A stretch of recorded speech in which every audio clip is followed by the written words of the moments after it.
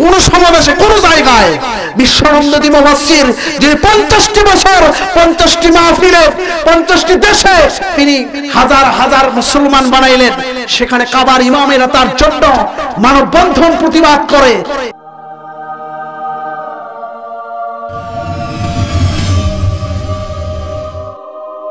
আজকের কোরআনের মাহফিলে প্রধান বক্তা, দ্বিতীয় বক্তা, অনেক যোগ্যতা লেখা আছে, আছে না নাই?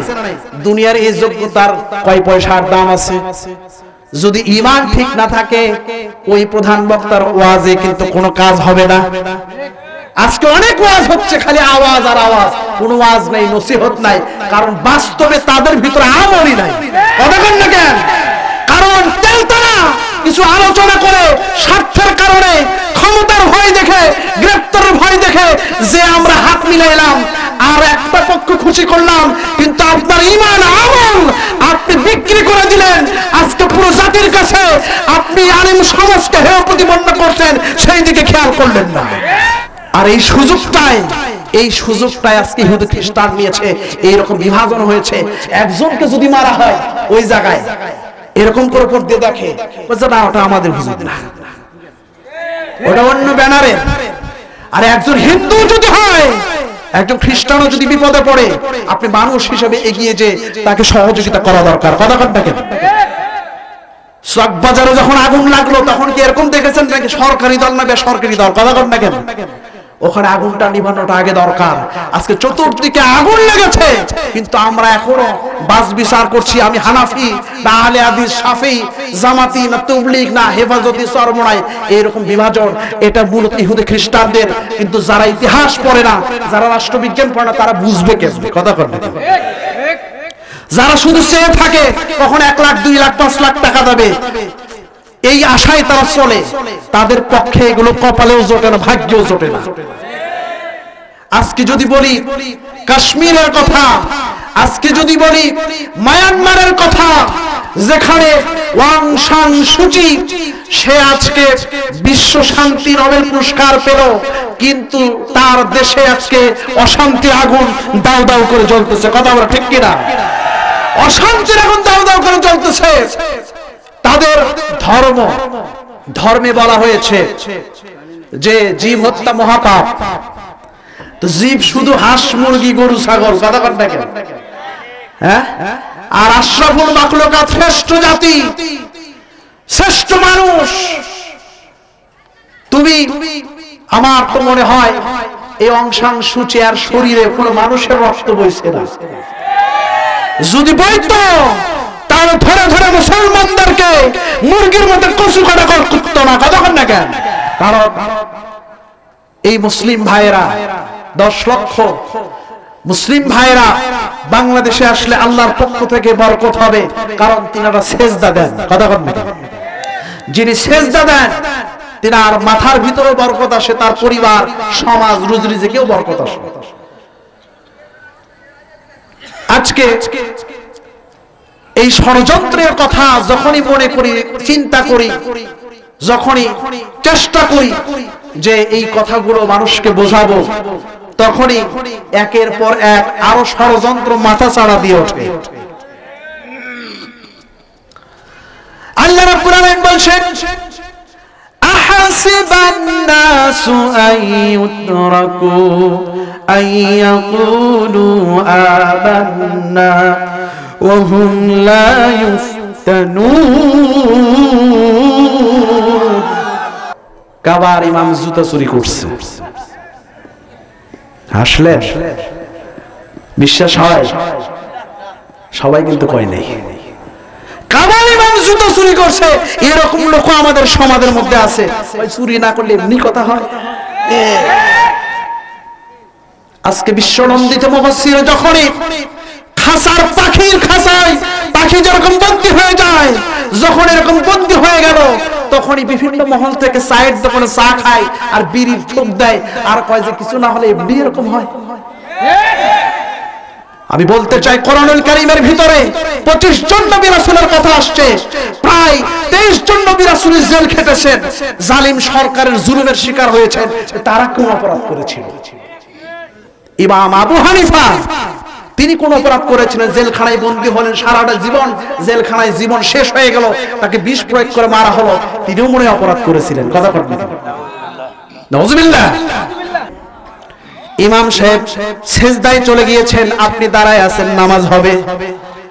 আমি বলতে চাই, যারা আজকে হানাফির দাবিদার, ইমাম আবু হানিফা জেলখানায় বন্দী, জেলখানায় জীবন শেষ হয়ে গেল, আর আপনি আজ পর্যন্ত জেলখানার বারান্দাও গেলেন না। জেলখানার কথা শুনলেই 2 জগ পানি খাওয়া লাগে। তাহলে কেমনে আপনি হানাফি মাযহাবে দাবি করেন? কথা কেন না কেন? উনি জেলখানায়, আপনি হানাফি হানাফি করে লাফান, বড় হানাফি হয়ে গেছেন আপনি। হ্যাঁ, কথা বল না কেন?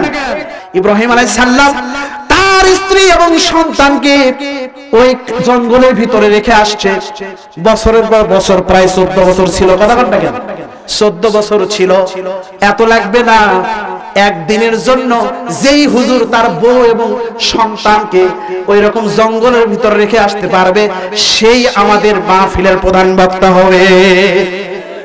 অথচ ইব্রাহিম আলাইহিস সালাম তিনি নিজে রেখে আসলেন। এর আগে তো অনেক পরীক্ষা দিয়েছেন, অগ্নিকুণ্ডে ঢুকেছেন, অনেক পরীক্ষা দিয়েছেন, কিন্তু এখানে রেখে চলে যাচ্ছেন। মা হাজেরা বলেন, আল্লাহ যদি রেখে যেতে বলে তাহলে আর কোনো চিন্তা নেই, চলে যান। সুবহানাল্লাহ। সংক্ষিপ্ত খাবার, পানি এবং খাদ্য ফুরে গেল, শিশু সন্তান ছটফট করতে লাগলো। কোন মায়ের মন কি চায়? সন্তান কান্নাকাটি করে, খাওয়ার পায় না, ছটফট করে। কোন মা কি খেতে পারবে? খাবার যদি না থাকে, মা বোনদেরকে বলছি একটু খেয়াল করেন, খাবার যদি না থাকে, ওই মা খায় না, নিজে না খেয়ে সন্তানকে মুখে খাবার তুলে দেয়। কিন্তু আজকে আমাদের সমাজের এমন পরিস্থিতি, আমরা 10 জন সন্তান একজন মার হেফাজত করতে পারি, অথচ যদি আমরা করতাম, একজন সাবান কিনে দেব, একজন স্যান্ডেল কিনে দেব, একজন ওষুধ কিনে দেব, শাড়ি কিনে দেব, সম্ভব কিনা? আমি বলি, ওই মা আপনি যদি 1 কেজি গরুর গোশত কিনে দেন, মানুষকে বলে বেড়াবে 10 কেজি কিনে দিচ্ছে। সুবহানাল্লাহ। মায়েদের মনে এত বেশি, তারা চায় না 2 টুকরা দেন, কিন্তু ওই মার এত কষ্ট যে বউ নিয়ে আপনি পাশের ঘরে রান্না করে খান, আর ওই মা 2 চোখ বেয়ে পানি ছেড়ে দেয়। কথা বলতে কেন?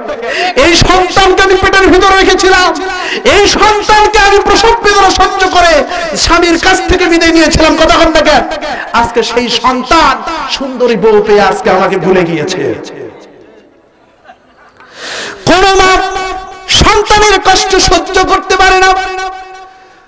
যখন পোটলার ভিতরের খাবার শেষ হয়ে গেল, পানি যখন শেষ হয়ে গেল, মা হাজেরা মাতৃত্বের টানে, মহাব্বতের কারণে, দয়ার সাগর হওয়ার কারণে এদিক ওদিক ছোটাছুটি করতে লাগলেন। কোনদিন যত দূর চোখ যায়, কোনদিকে মানুষ নাই, জন নাই। একবার সাফা, একবার মারওয়া, আবার সাফা আরেকবার মারওয়া। একটাই কারণ, যদি কোনো ব্যক্তিকে দেখা যায়, তার কাছে একটু খাবার আর পানি নেবে সন্তানের জন্য। সুবহানাল্লাহ। আল্লাহ রাব্বুল আলামিন এটা পছন্দ করলেন, যার কারণে আজকে মুসলমানদের ভিতরে এটা জারি করে দিলেন, হজের সময় দৌড়াতে হয় কিনা। আমাদের ভিতরে একটা ভুল ধারণা আছে, গড়ে যদি বলেন তাহলে সেটা ভুল। নারীদেরকে অনুসরণ করা যাবে কিনা? যাবে।